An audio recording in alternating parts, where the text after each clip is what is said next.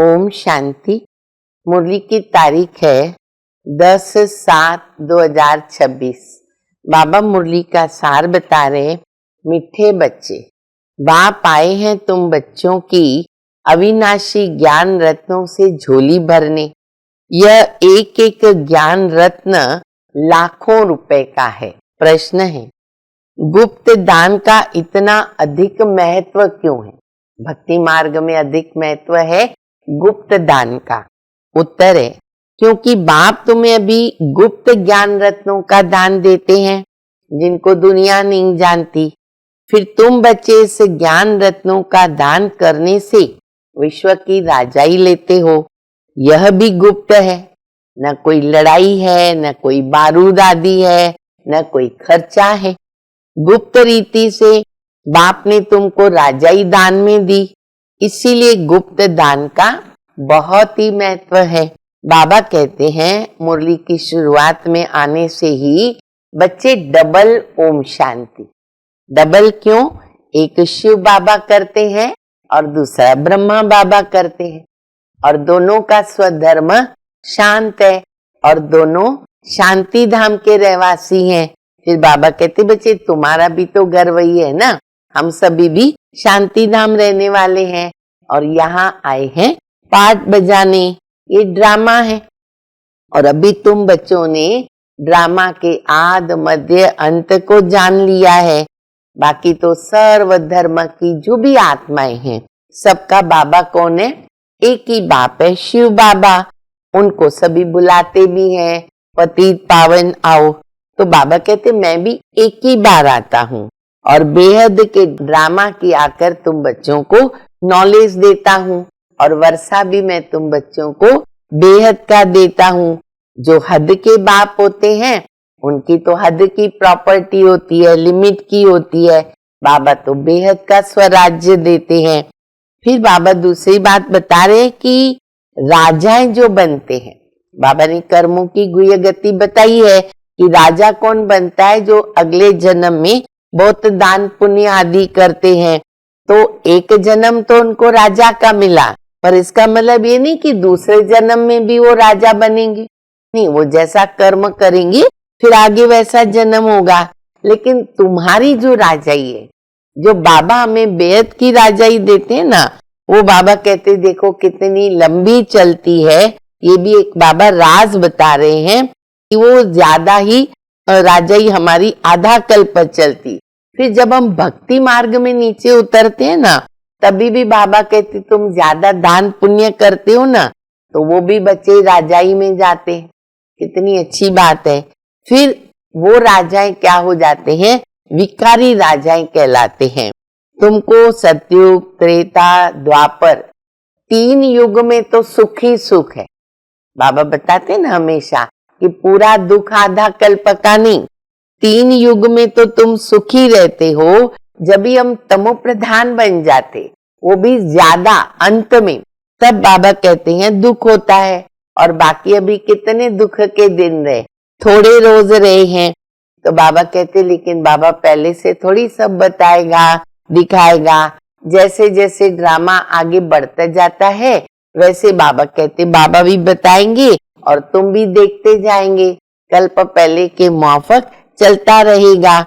बाकी इतना जरूर है कि विनाश तो होना ही है। फिर बाबा बता रहे हैं कि बाबा भी गुप्त है। बाबा तुमको ज्ञान भी गुप्त देते हैं और तुम विश्व की राजाई लेते हो, वो भी गुप्त रीति से लेते हो। इसीलिए भक्ति मार्ग में गुप्त दान का बहुत महत्व है। बाबा तुम बच्चों को अविनाशी ज्ञान रत्न गुप्त में देते हैं। और फिर बाबा कहते न लड़ाई होती है, न झगड़ा होता है। देखो यहाँ एक छोटा सा गांव भी किसी से लेना है तो बाबा कहते कितनी लड़ाई झगड़े होते हैं, मारा मारी होती है। तो बाबा इस प्रकार हमें गुप्त दान दे रहे हैं। फिर बाबा कहते मैं तुमको ज्ञान रत्नों का भी दान देता हूँ। तो बाबा के ज्ञान रत्नों के दान का इतना वैल्यू है, रत्नों की इतनी वैल्यू है, जो बाबा कहते एक एक रत्न है ना, वो लाखों रुपए के समान है। तुम सर्वगुण संपन्न बन जाते हो, देवता बन जाते हो। हाँ, फिर धीरे धीरे तुम्हारी कलाएं कम हो जाती है। बाबा चंद्रमा का मिसाल देते हैं कि लकीर बच जाती है, ऐसे तुम्हारी कलाएं कम होती है। फिर बाबा कहते हैं अब समय नजदीक आता जाएगा तो तुम भी समझते जाएंगे धीरे धीरे। बाबा भी नॉलेज धीरे धीरे देते रहते हैं, तुम्हारी भी वृद्धि होती जाएगी, बच्चों की वृद्धि होती जाएगी, सब जो ड्रामा बना हुआ है वो रिपीट होता जाएगा। लेकिन जैसे हमारी वृद्धि होती है तो जो यज्ञ से पहले चले गए हैं तो बाबा कहते हैं उनको फील होगा, अरे हमने सोचा था कि ये कहाँ तक चलेंगे, खत्म हो जाएंगे, तो डर के मारे कई उस समय भाग गए। ये भी तो ड्रामा है। फिर बाबा कहते हैं बाबा तो सबका उद्धार करते, कई उसमें से भी वापिस आते हैं, बाकी तो बाबा अहलियाएं, गणिकाएं, भीलनियाएं, सबका बाबा उद्धार करते हैं। माताओं को बाबा ने आगे रखा हुआ है, इसलिए बाबा कहते वंदे मातरम। फिर बाबा कहते कि देखो बाबा का जो ये यज्ञ है ना वो कैसे चलता है, बूंद बूंद से तालाब बनता है। सुदामा का मिसल है, शाहूकार तो आते नहीं, उनको फुर्सत नहीं है। बाबा कहते माताएं लिखती है पत्र, 6-8 रुपए बाबा को भेजती है, कहते बाबा ये हमारा यज्ञ में जमा कर देना। बाबा कहते अरे वाह मेरे बच्चे, वाह वाह भाग्यशाली बच्ची, उन्होंने कितना अपना भाग्य बना दिया, क्योंकि बाप तो है गरीब निवास। अभी बाबा साजन है और साजन पूरा सजनियों को ले जाएगा साथ में, तो बाबा कहते पूरी बारात जो है वो वापस जाती है अपने घर में। तो इस प्रकार तुम बच्चों को भी साक्षात्कार होगा कि कैसे हम सब वापस जाते हो। सब दृश्य भी बाबा कहते अंत में आपको देखने को मिलेंगे। अभी हम सुनते धारणा के लिए मुख्य सार। बाप द्वारा ज्ञान का जो गुप्त दान मिला है उनकी वैल्यू को समझकर अपनी झोली ज्ञान रत्नों से भरपूर करो, सबको गुप्त दान देते जाओ। दूसरा, इस कयामत के समय जबकि वापिस जाना है तो अपना सब कुछ सफल करना है, प्रीत बुद्धि बनना है, मुक्ति और जीवन मुक्ति का रास्ता सबको बताना है। वरदान है भोलेपन के साथ ऑलमाइटी अथॉरिटी बन माया का सामना करने वाले शक्ति स्वरूप भव। कभी कभी भोलापन बहुत भारी नुकसान करता है, सरलता भोला रूप धारण कर लेती है, लेकिन ऐसा भोला नहीं बनो जो सामना नहीं कर सको। सरलता के साथ समाने और सहन करने की शक्ति चाहिए। जैसे बाप भोलानाथ के साथ ऑलमाइटी अथॉरिटी है, ऐसे आप भी भोलेपन के साथ साथ शक्ति स्वरूप बनो तो माया का गोला नहीं लगेगा।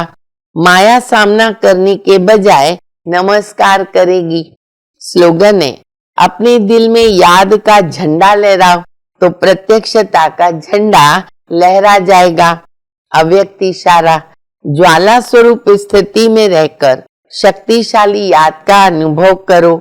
विशेष याद की यात्रा को पावरफुल बनाओ, ज्ञान स्वरूप के अनुभवी बनो। आप श्रेष्ठ आत्माओं की शुभ वृत्ति, कल्याण की वृत्ति और शक्तिशाली वातावरण अनेक तड़पती हुई, भटकती हुई, पुकार करने वाली आत्माओं को आनंद, शांति और शक्ति की अनुभूति कराएगी। अच्छा, मीठे मीठे सिकिलदे बच्चों प्रति माता पिता बाप दादा का याद प्यार और गुड मॉर्निंग। रूहानी बाप की रूहानी बच्चों को नमस्ते। हम सभी रूहानी बच्चों की रूहानी माता पिता बाप दादा को याद प्यार, गुड मॉर्निंग, नमस्ते नमस्ते, शुक्रिया बाबा शुक्रिया। ओम शांति।